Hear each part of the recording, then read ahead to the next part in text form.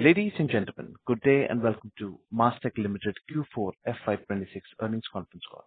As a reminder, all participant lines will be in the listen-only mode, and there will be an opportunity for you to ask questions after the presentation concludes.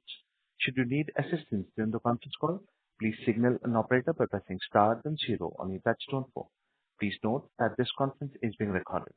I now hand the conference over to Ms. Asha Gupta from E&Y Investor Relations. Thank you, and over to you, Ms. Gupta. Thank you, Renju. Good morning to all of you, and welcome to Q4 FY26 earnings call of Mastek Ltd. The results and presentation have already been mailed to you, and you can also view it on our website, www.mastek.com. To take us through the results today and to answer your questions, we have the top management of Mastek, represented by Umang Nahata, the CEO of the company, and Deepak Kedia, Chief Financial Officer. Umang will start the call with a business update for the quarter, which will be then followed by Deepak, who will take us through the financials. And post that, we will open the floor for Q&A session. As usual, I would like to remind you that anything mentioned in this call that reflects any outlook for the future or which can be construed as forward-looking statement must be viewed in conjunction with the risk and uncertainties that we face. These risks and uncertainties are included but not limited to what we have mentioned in the prospectus filed with SEBI and subsequent annual report that you can find on our website. Having said that, I will now hand over the call to Umang Nahata. Over to you, Umang. Thank you, Asha. Very good morning, everyone, and thanks for joining the quarterly update from Mastek Ltd. Our Q4 results has been a stable quarter. And despite the various macro and geopolitical headwinds, we've been able to deliver a 3.6% quarter-on-quarter revenue growth and continue to maintain a stable EBITDA performance at 16.1%. Our order backlog in INR terms has also grown by 7.2%, and the consecutive number in USD terms is 1.6%. So overall, stable quarter despite of the various headwinds. Having said that, the consistent order book performance as well as the demand positive movement that we are seeing gives us a very positive outlook as we go forward into FY27. As we step into sectorial performances, healthcare and life sciences, which is one of our most important sectors, continues to see a very positive demand outlook. Although the current performance of this quarter has seen quarter-on-quarter dip, which is primarily a timing gap between current projects that getting executed and new projects getting started. And we feel positive that the growth will come back in the sector soon. As far as public sector is concerned, which is the backbone of Mastek's growth, it continues to be stable. We've renewed a few more contracts of ours for a good long-term visibility, and we continue to deliver really well. The star of the quarter was financial services, and we're starting to see some really good improvement in our financial services sector.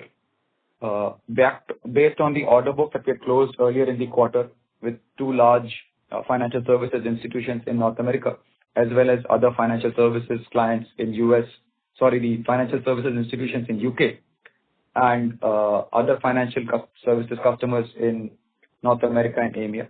Our financial services sector is starting to deliver well as the revenue and resources ramp up. Retail and manufacturing continues to be a stable performance, although there is timing dip of around 2% in that particular vertical. As far as our focus and execution on AI is concerned, as we have been mentioning, we have quite a distinguished approach to AI, and we're starting to see some positive results based on the approach and strategy that we have been pursuing for the last few quarters. Our net new AI-focused customer projects or programs that we've added in the quarter were more than 27 programs that we've added. And these includes both AI for tech and AI for business-related programs, including some significant AI roadmap and AI for business programs that we've added in this current quarter. Our AI-focused execution as well as our operational excellence has also ensured that despite of the severe pricing competitiveness in the market, we're able to maintain a stable profit margin, and we continue to maintain that. Reflecting on the years that has gone by, FY26 has been a year which has been various fundamental resets for Mastek. As far as our focus is concerned, we re-established our focus and investment in our UK-Europe business, backed by the phenomenal team as well as strong market presence that we have in the geography. Our UK and Europe business grew around 11% in pound terms and 21.8% in INR terms. Within the UK business, our healthcare business continues to be our dominant growth factor, which grew around 24% in dollar terms and 90+% in INR terms for the fiscal year FY26. The healthcare growth largely focused on NHS as a key customer, and we continue to deliver some of the most significant programs for the UK government, and also delivering a lot of innovative expansion using data and AI capabilities. As we go forward into North America, this was a year of resetting. We've now reset the complete team at North America. We've also reset our focus and priorities that we take into the geography. Healthcare and life sciences continues to be the key focus going forward, along with BFSI and retail as we step into FY27. We believe we see a very positive turnaround, around the corner in North America. While as our order book and other lead indicators start to improve quarter on quarter, we've had a second quarter of positive order book growth in North America, and we have good visibility to a strong order book even continuing in the coming quarters, which should soon result in positive revenue growth as we step into FY27. On our AMEA business, which is our APAC and Middle East business, this was a year of stabilizing and resetting the client focus that we have in the region as far as our focus in verticals. Again, healthcare backed by Oracle Health continues to be our core focus dominant area. Our Middle East business, while it's facing some short-term headwinds because of the significant geopolitical turbulence in the region, while we maintain a stable performance forecast for the short-term period in the region. Having said that, we are closely watching the geopolitical developments. All our employees and customers are currently safe and secure. On an AI front, like I said, our focus was on AI for technology last year.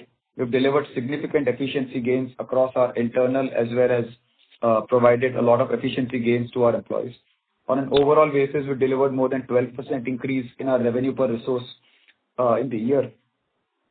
Also delivering lots of efficiency and gain backs to our clients and customers. Our focus is now shifting significantly towards AI for business as we look at many new programs where we have started delivering some small but very influential AI-led use cases for our clients. As we step into the year, verticalizing the business based on AI is going to be a key mantra for FY27. With those updates, I'll now hand over to Deepak to share some of the other financial updates for the business. Thank you, Umang. Thank you, Asha. A very warm welcome to everyone on the call, and thank you for taking time to attend Mastek's earnings calls.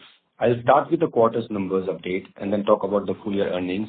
Plus, I'll also talk about some other updates which has impacted FY25 numbers as well as FY26 numbers. In Q4, we reported revenue of $103.5 million, sequentially up by 1.4%, and an operating EBITDA of 16.1%. On a constant currency basis, revenue remained largely flat with a marginal sequential growth of 0.3%. We had salary increase impact of $1.1 million, which is almost 1.1% impact on EBITDA. Despite this, we were able to hold our EBITDA at 16.1% due to forex tailwind of 0.8% and execution of cost efficiencies. The EBITDA performance again underscores the strength of our operating model, disciplined execution, and continued focus on cost optimization. In Rupee terms, we reported revenue of 938 crore, a sequential growth of 3.6%, and a Y-on-Y growth of 3.6%. We reported PAT of 106 crores, which is 11%. There is a decline of 0.7% sequentially impact due to true-up impact of labor code, and I'll cover that in a while. We closed the year with 12-month backlog of $300.4 million, a sequential growth of 1.5%, and a Y-on-Y growth of 13.5% in USD and 24.4% in INR terms. For full year, we reported dollar revenue of $421.2 million, up 3.1% Y-on-Y. We reported an EBITDA of 15.8% for the full year, which is same as previous year despite pricing pressures and macroeconomic situations in our key geographies. This again reflects the resiliency and strength of our AI-led operating model combined with disciplined execution. In rupee terms, we reported revenue of 3,699 crore, a Y-on-Y growth of 7%. We reported PAT of 404 crore, a Y-on-Y growth of 7.5%. However, in terms of percentage of total income, it was 10.7%, which is flat on Y-on-Y basis, primarily due to catch-up impact of 30 crore due to labor code changes, which had almost 0.8% impact on full year PAT. We reported a basic EPS of 130.45, which was up 7.1% compared to last year, and diluted EPS of 129.5, up 7.3% compared to last year. As regards labor code impact, as I mentioned in Q3 earnings call, we expected an adjustment in Q4 based on clarification from the Labor Department. During the quarter, we recognized an exceptional and incremental impact of 23.7 crore, which includes gratuity of 16 crore and leave encashment of 7.7 crore. This impact is in addition to 6.4 crore, which was reflected in Q3, which had gratuity of 5.3 crore and leave encashment of 1.1 crore.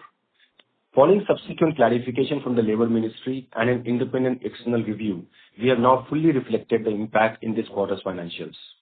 We have classified the true-up impact as exceptional item below EBITDA, which resulted in Q3 reinstatement of EBITDA as well.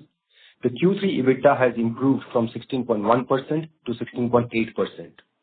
As I mentioned in Q3 earnings call, the labor code impact got offset by one-time benefits in Q3, and hence we see the revised EBITDA to be higher in Q3, which are primarily one-time benefit related to leave reversals which happens in UK and US because of the Q3 quarter.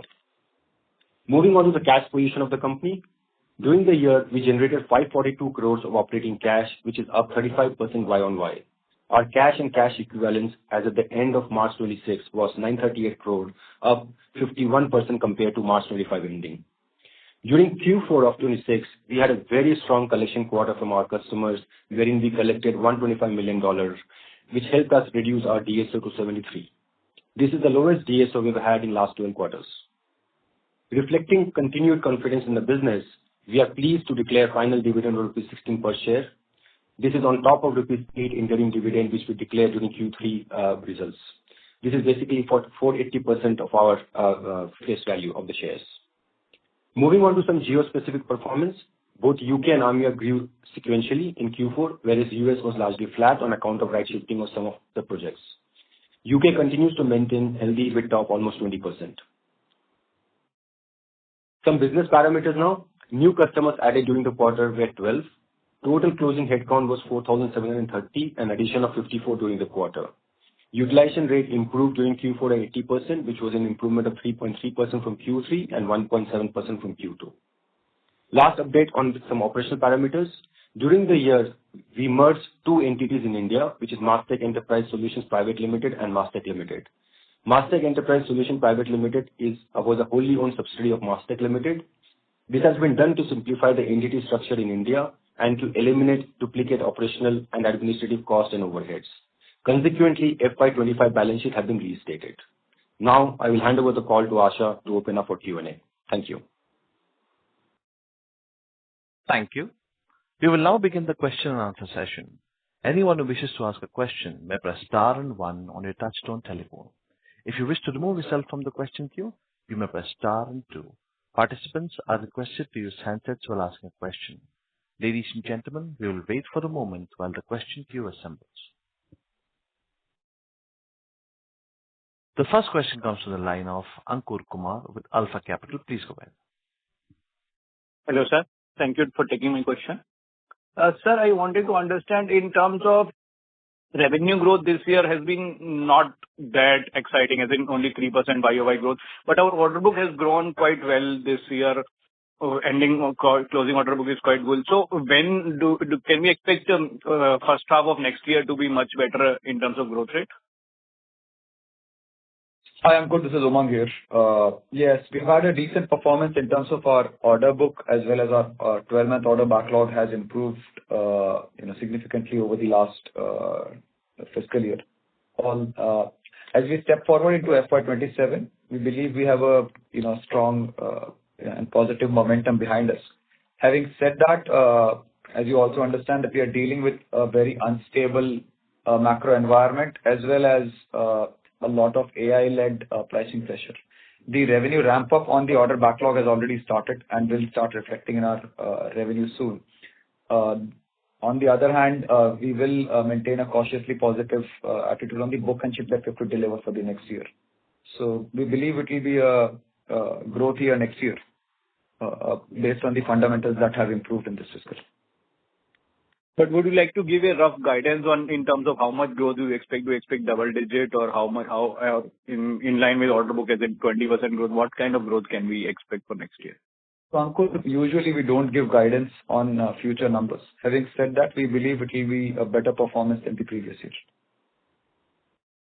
Got it, sir. And sir, on margin side, we have taken price employee cost hike. So what kind of margin can we expect? Do we expect improvement going ahead, or how should we look?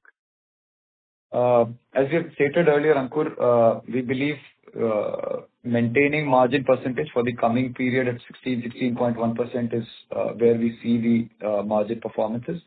This is based on two factors. While we consistently have improved our operational efficiency as well as we also see a lot of AI-led efficiency improvement. On the other hand, the price competitiveness as well as the efficiency and budget reduction asks from the client continues. So we're trying to balance the two and also investing into new AI investments that the organization has to make to further enhance its strategic capabilities. So putting all the three together, we continue to be looking at a stable margin for FY27. Got it, sir. And sir, on the AI side, like there is a lot of chatter that this traditional business model where we hire employee and they get billing per hour rate. So that is under threat. So what is our view on that front, sir? So Ankur, there's no doubt that the developments and evolution in AI is significantly evolving. The Anthropic release has further significantly enhanced the capabilities of the tool in terms of productivity as well as our ability to do things faster and better. The way we are looking at this business is, again, our belief is the T&M model will give way to more outcome-focused model. And FY26, as I said, was more focused on efficiency and stabilizing our ability to deliver AI-led SDLC or testing or managed services, which we call AI for tech. As we step into FY27, it's going to be much more around AI for business, which is we will use AI for delivering projects and programs that will deliver tangible, measurable benefits to our clients. And we also feel that while the technology is available, there will be enough services need to really get the technology adopted for delivering these tangible business outcomes. So the model will be moving from T&M to a more outcome-focused commercials. Sure, sir. Thank you and all the way. Thank you. Thank you. A reminder to all the participants that you may press star and 1 to ask a question.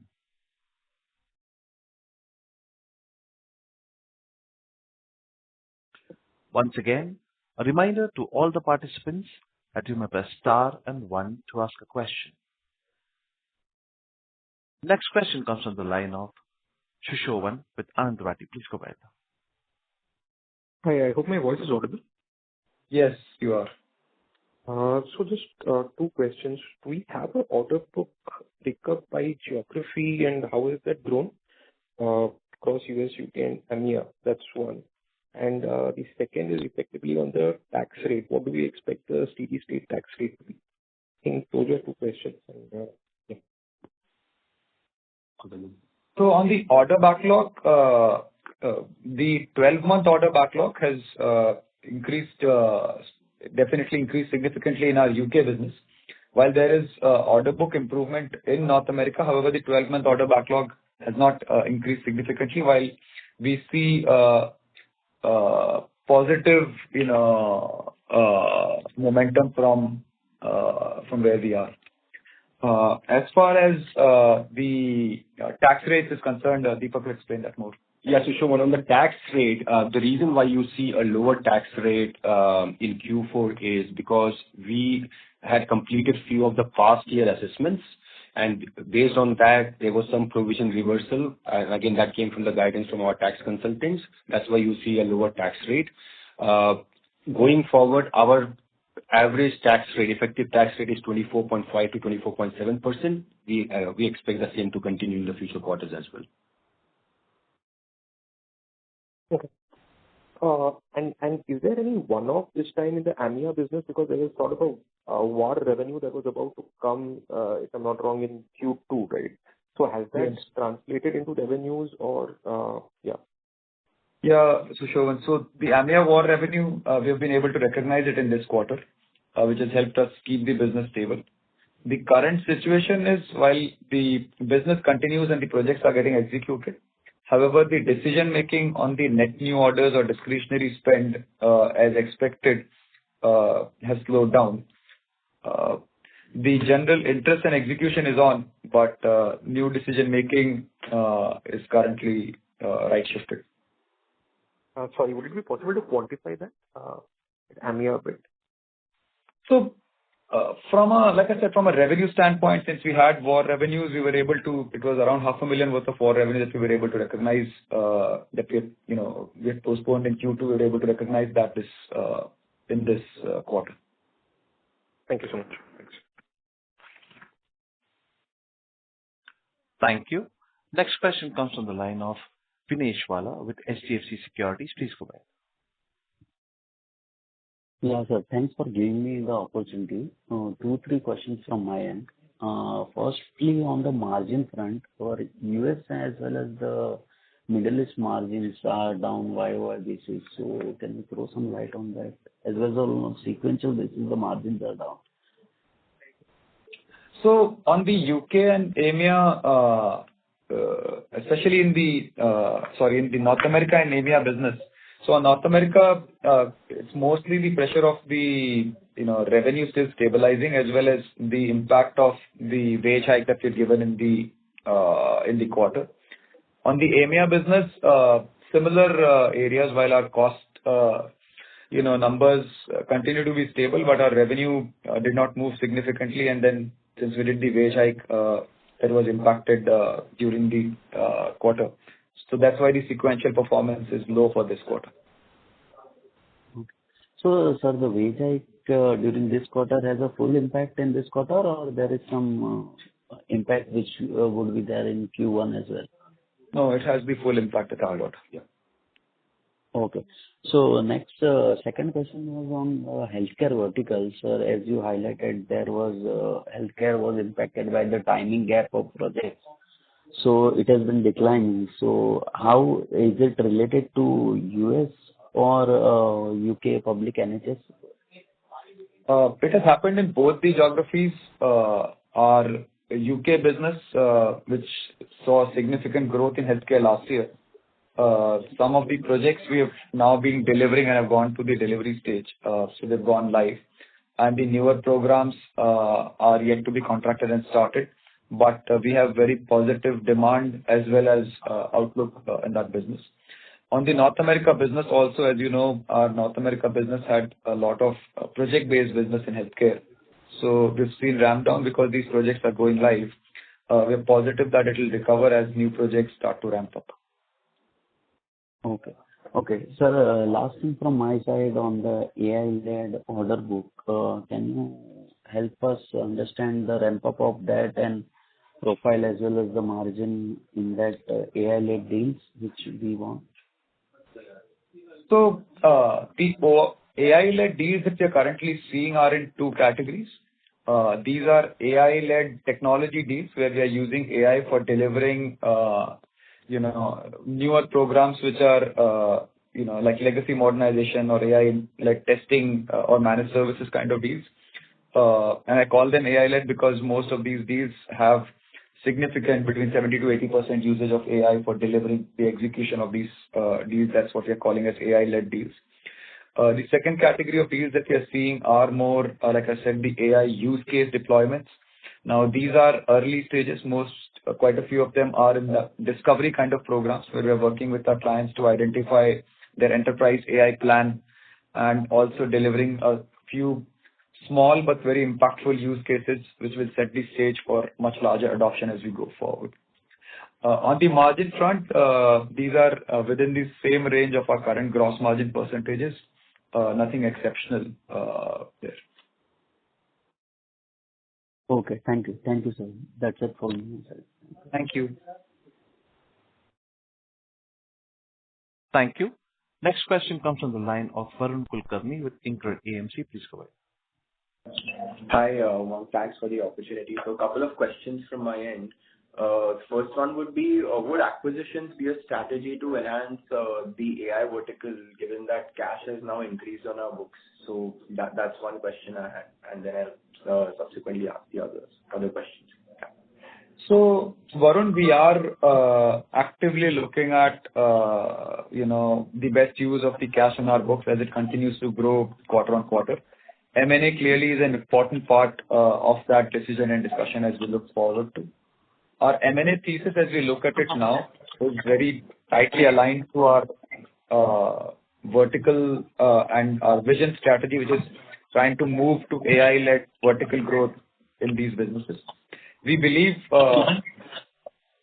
there's some background from your side, if you could mute. We believe the current focus from an M&A standpoint will be more on expanding Mastek's domain capabilities in some of our core focus domain areas. We will also look at some strategic but smaller AI investments and partnerships with some of the significant AI players that are coming around. So AI is more around smaller investments but larger partnerships with key players, and the M&A would be more around vertical focus.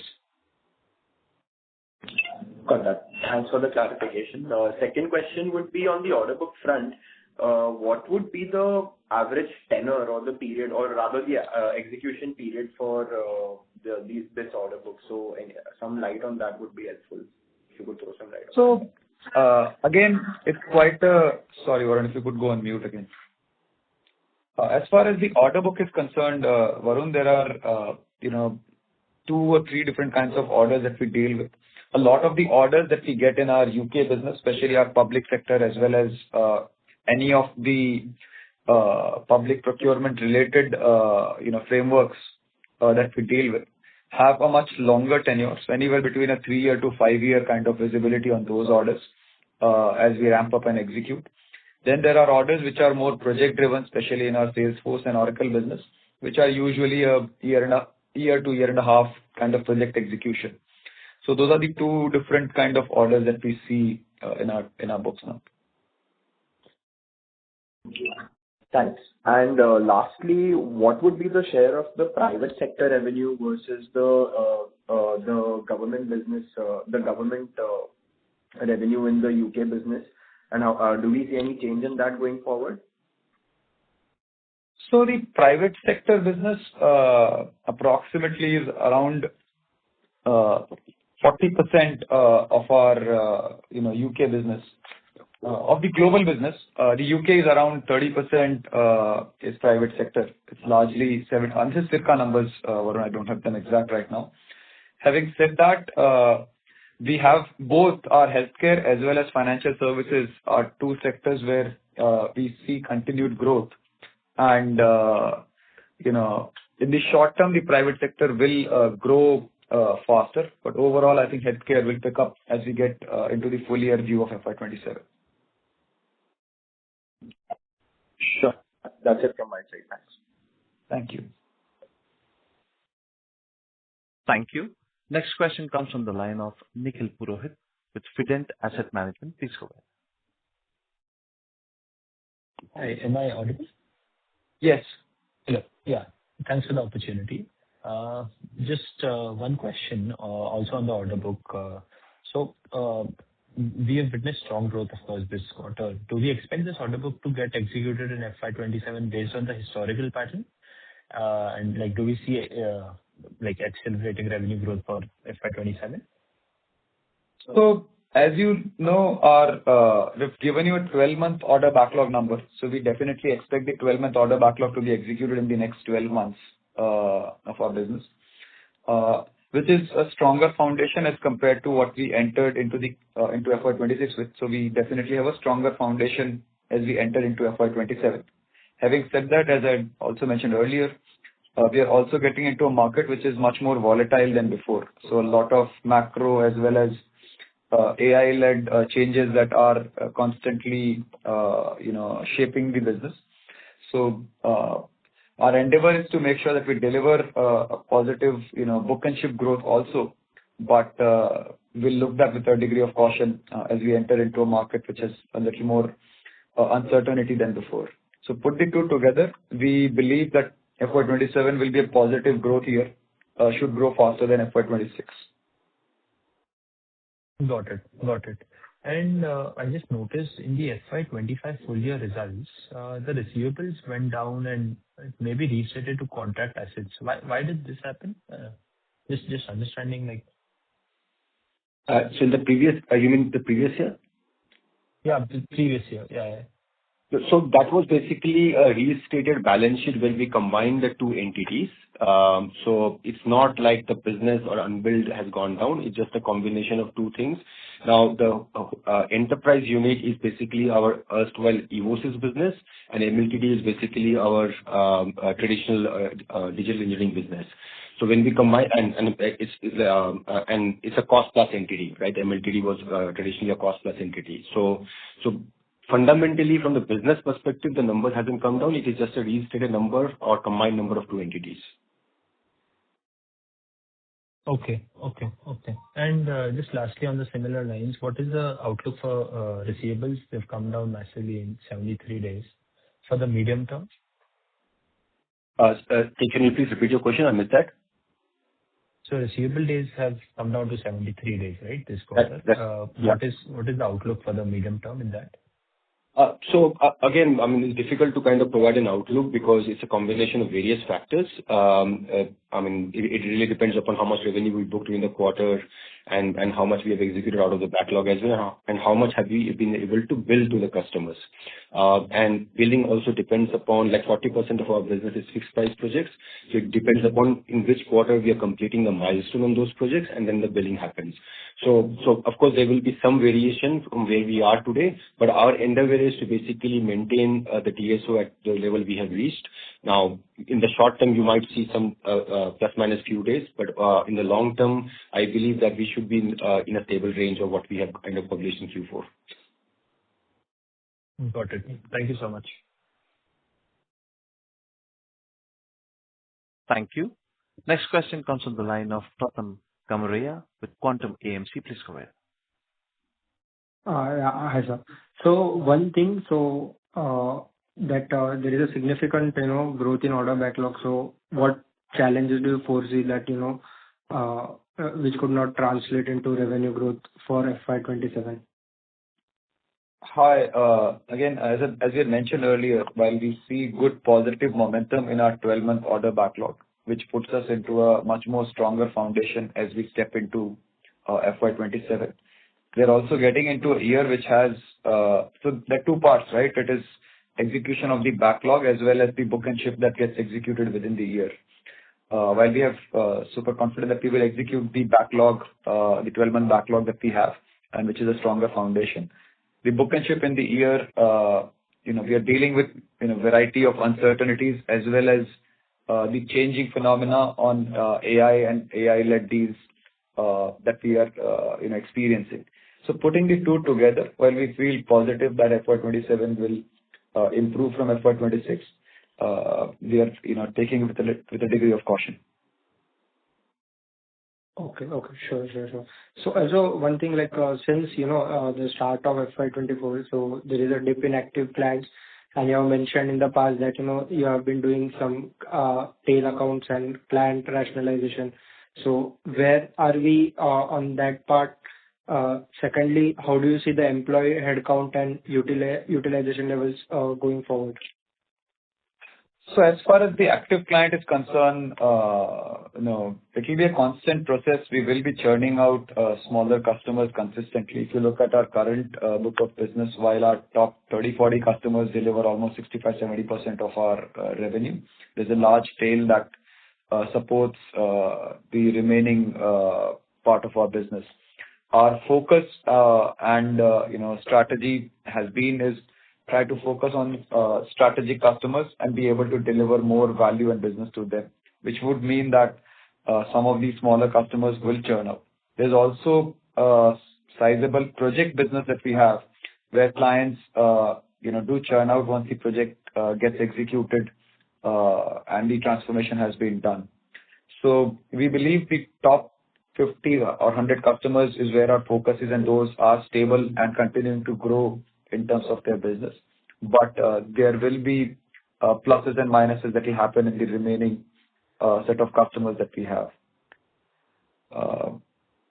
The second part of the question was headcount and utilization levels. Yeah, no, that's a great question. See, what we saw last year was consistent reduction in headcount, especially in our fixed bid business, with our ability to do more with lesser employees, and which has helped us balance and sustain our profitability margins for the year.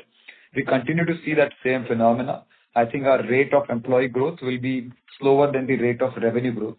This is our general anticipation. Having said that, a lot of business mix between on-site, offshore, some of the kind of programs may change that.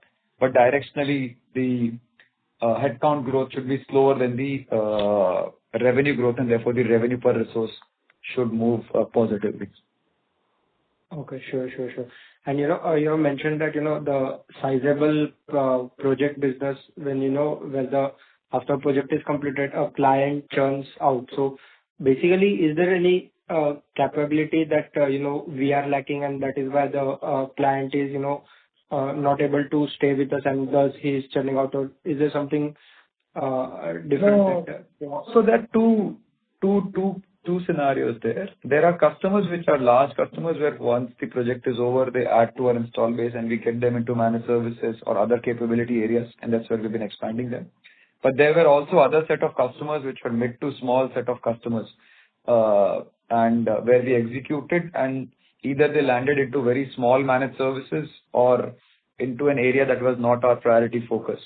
So depending upon our focus in terms of vertical and the strategic importance of the customer is where we are expanding.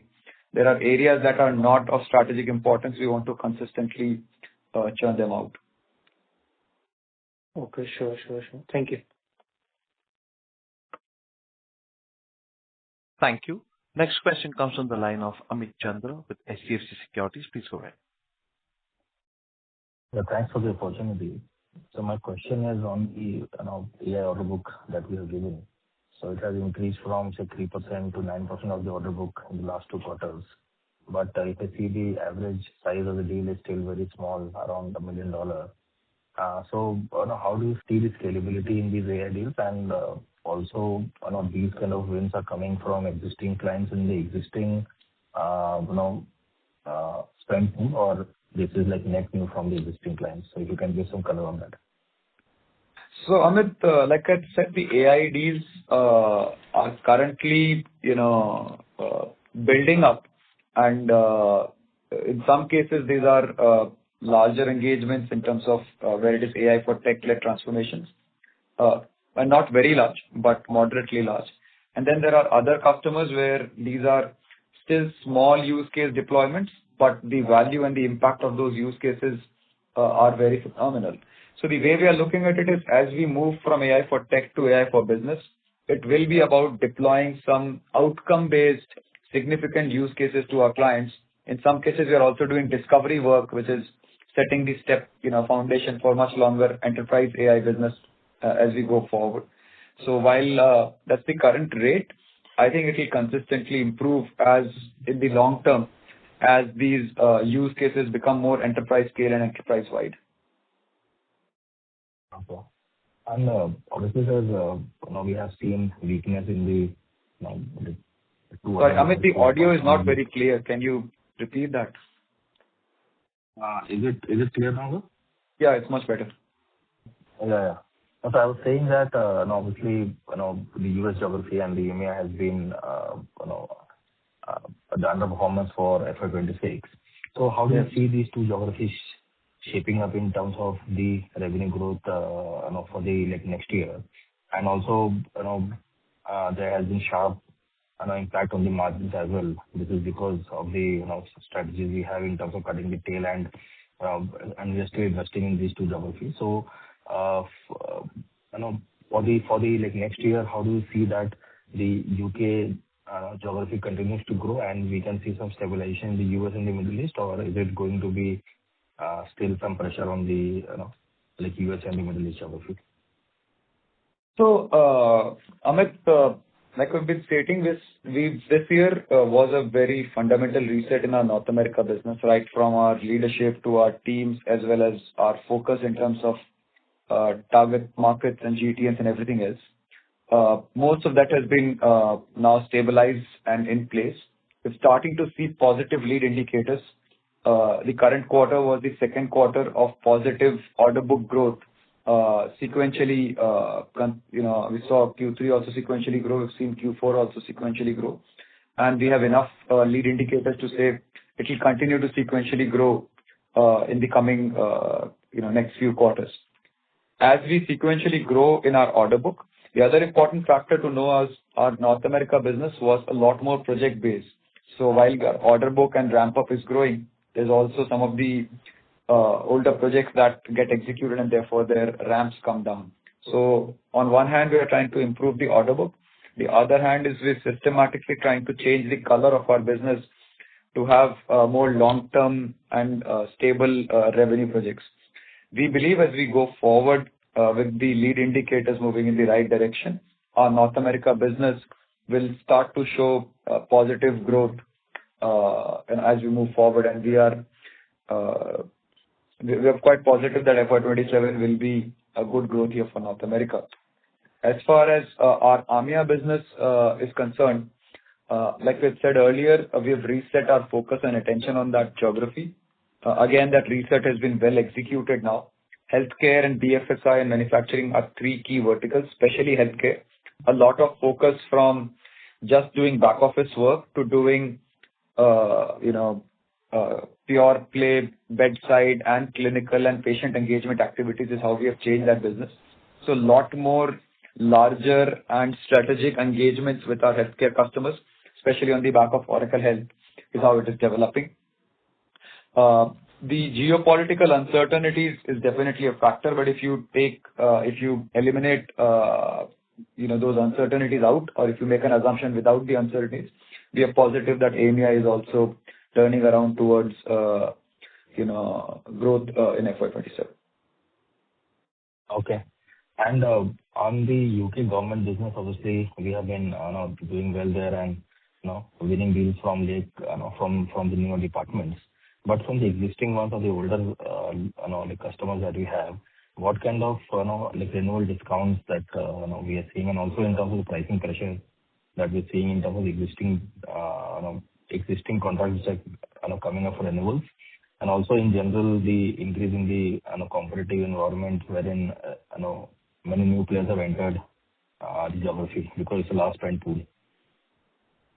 So and this is not just for UK, this is across the board, Amit. The renewals clearly are being extremely price competitive. A lot of that is very evidently available with the ability of AI to deliver things faster, better, and therefore the ability to do the same business in lesser effort is very visible, and hence the price competitiveness of these renewals. Like we mentioned in our earlier quarters, we had renewed some of our contracts with anywhere around 10 to 15% discount. But depending on the nature of business and the nature of customers, this could go much higher than that as we go into these discussions. Like I said, while it creates a cost pressure in terms of or revenue pressure in terms of executing the current business, but it is equally creating many more opportunities of winning net new customers, net new strategic customers, because they also see us as equally capable and a confident partner to delivering those businesses. So it's a mix of the two. These price pressures will continue. Our endeavor is to now shift our business model from T&M to much more fixed bid outcome-based contracts. In fact, underneath the T&M commercial framework, we were delivering a lot of outcome-based programs for our clients. So we're now trying to bring that into the commercial frameworks also. Okay. Okay, Umang. Thank you and all the best. Thank you, Amit. Thank you. Next question comes from the line of Prolin Nandu with Edelweiss Public Alternate. Please go ahead. Yeah. Hi, Umang. A couple of questions from my end. One is on the M&A, right? Just wanted to understand, in the evolving nature of how IT services is evolving, how has your philosophy on M&A changed, right? So what are some of the skill sets that, some of the gaps that you see in your business that you want to fill through an inorganic growth opportunity? Can you just give us your view on M&A? Yeah. Hi, Prolin. I think it's a very good and strategic question to ask. See, the general view that we had earlier, and which is some of the earlier M&As that we did, were more based on capabilities and skills around Oracle, around Salesforce, around data, and so on and so forth. Our view and our vision for our business is going to be much more domain and vertical specific, and therefore our ability to understand the business and deliver business outcomes is how services will be offered going forward. Mastek is also making an important shift towards verticalization as well as using AI for delivering these vertical solutions. In that context, our M&A thesis is now looking at assets that could give us core domain capabilities. So while continuing in technology, but looking at technology which are more core to the business rather than some of the periphery or digital activities that we had looked at earlier. So that's one part. Like I also mentioned earlier, while there is significant in-house M&A developments, a lot of positive M&A developments are also happening with startups all around. So we continue to also look at using that ecosystem both via partnership and some degree of investment if required. Okay. So what I take is that domain knowledge is important, and that's the Yes. thing that you're looking at. Umang, second question would be, I'm trying to triangulate a few things here, where first you mentioned that things are moving towards, outcome-based solutions rather than time and wage thing. One is that. Secondly, you are also saying that even in this evolving AI world, there will be a need for a lot of technologies, a lot of IT service. And thirdly, you mentioned that still most of the AI is more AI to drive tech rather than AI to drive business. So in such an environment, right, don't you think that as we move towards more outcome-based and we move towards AI-based, AI in the business-based kind of deals, don't you think the need for service will ultimately come down? How do you see, are these can these three things happen simultaneously together, or one has to fall off? So the way I see this, Prolin, is this. While ability to deliver technology has definitely evolved significantly. But what has also evolved significantly is the potential of things that you could do which you were not able to do earlier. And this is in many contexts, right? And this is not just in terms of writing code, but in terms of variety of analysis, variety of research that you could generate, the workflows that you could operate in, the UI that you could have, and so on and so forth. What it means is a lot of businesses, in fact, large majority of businesses will have to relook at their business processes, their business workflows, the way they make decisions. There will be newer revenue opportunities that they will create, and so on and so forth.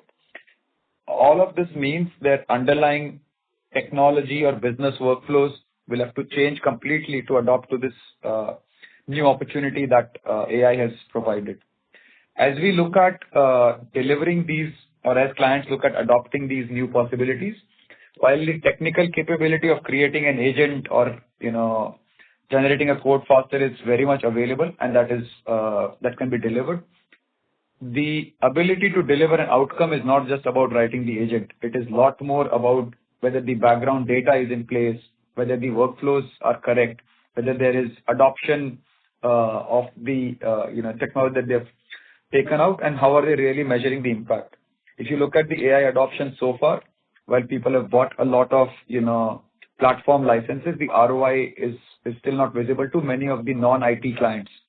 And that ROI realization will take significant surround services to get the clients to business outcome. So that's how we see this business. So services will continue. The kind of services will change from developing to much more helping the clients with re-looking at their workflows, adoption of technology, and delivering outcomes. Sure. Umang, can I push one more question? Because this is just related. So what you're talking about is a net positive, right, of AI because of, workflow modernization or data modernization. When and where do we see this playing out for Mastek? I'm talking about the order, right? Or maybe the revenue and, when, right? I mean, that's also a question, right? Because when is a great question. Sure. Yeah. No, when is a great question, and we are all trying to, there's no clear directional number, but what I can tell you is good lead indicator data. So clients have started realizing that just buying platform is not good enough. They've started working, and we have seen quite a few orders, including a few in this quarter itself, where our job is to work with the client on readiness. We're getting orders with the client to deliver business process change. We're getting orders with our clients to deliver, an ROI adoption framework. Governance is becoming a critical part of the discussion that is happening. So the lead indicators of surround services around AI for getting the true value out of AI, we're starting to see those happen. Having said that, many of them are still in smaller, either discovery stages or smaller use cases, as I mentioned earlier. When it becomes enterprise scale, and it will become enterprise scale because it is not just about one or two workflows, it has to change the entire landscape of business. That's where, sizable revenue and business impact will happen, which will clearly, overthrow whatever we have been doing so far and significantly increase that. But when, like I said, I can only tell you lead indicators. Exact timing is unknown. Thank you so much, Umang, for all answering the question. All the very best. Thank you. Thank you. Next question comes from the line of Sanjay, an individual investor. Please go ahead.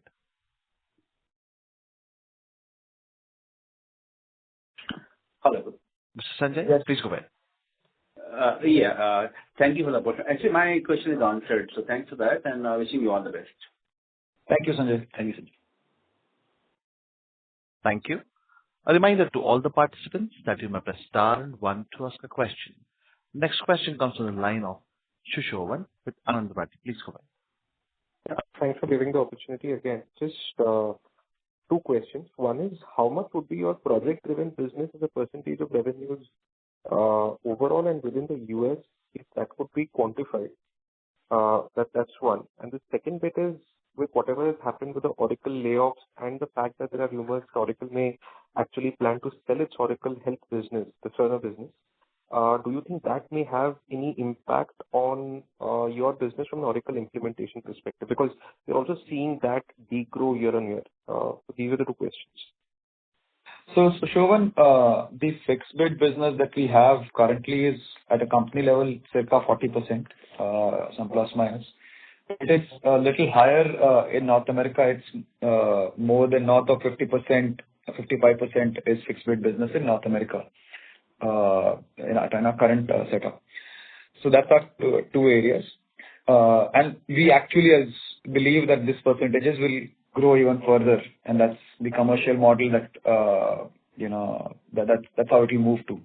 Having said that, going back to the other Oracle part of the question that you have, see, the code tech area, which is writing codes or testing or managed services, etc., definitely has become far more advanced than it ever was.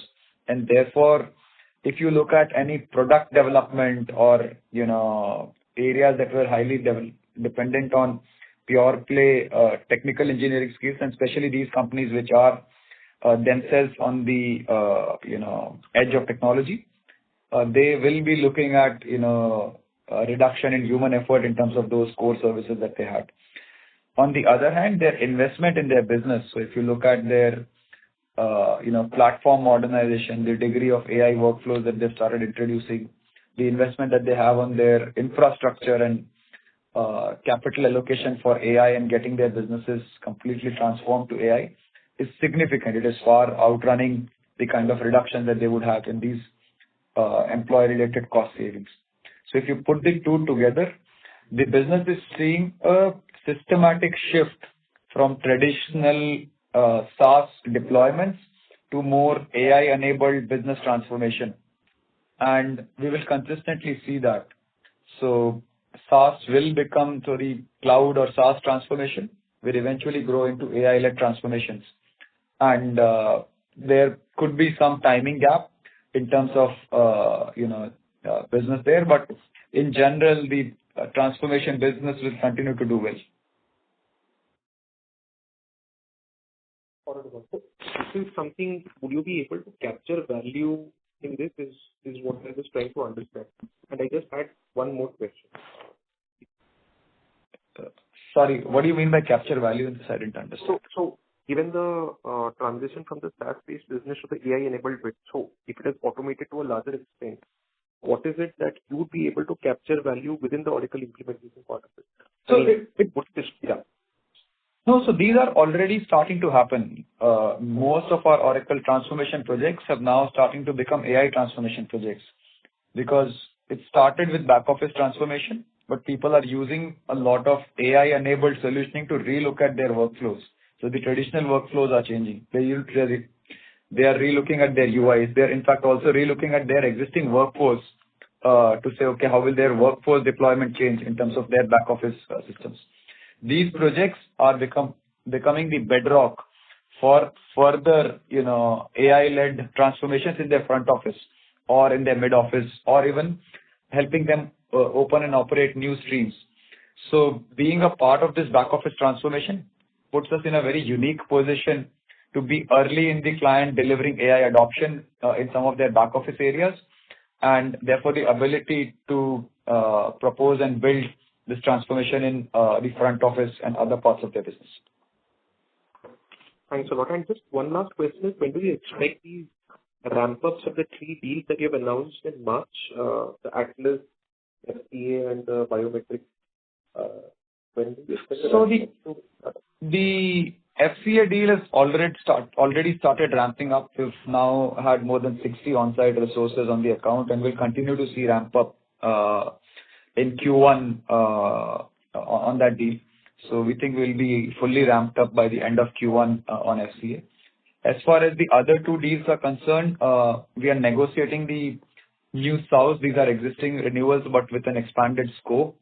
So we are, as we speak, under the contract, discussing with the clients the new SOUs for which the ramp-ups will have to happen. So we expect those to happen sometime between Q1 and Q2. Thank you so much. Thank you. Ladies and gentlemen, as there are no further questions, we have reached the end of question and answer session. I would now like to hand the conference over to the management for closing comments. Thank you. Thank you for all the question answers. Like I said earlier, FY26 was important but very fundamental year to Mastek. When we've seen a lot of resets in terms of our approach, our teams, our order book and backlog that we are carrying now, as well as the kind of services and focus that we will have. FY27 is going to be much more about focus, trying to drive the business towards some key verticals and key accounts while continuing to deliver stable EBITDA margin in the business. So that's what we're all looking forward to. We believe we have a strong, stable team now in place, and it should drive a good positive momentum as we go forward. Thank you. Thank you. On behalf of Mastek Ltd, that concludes this conference. Thank you for joining us. You may now disconnect your line.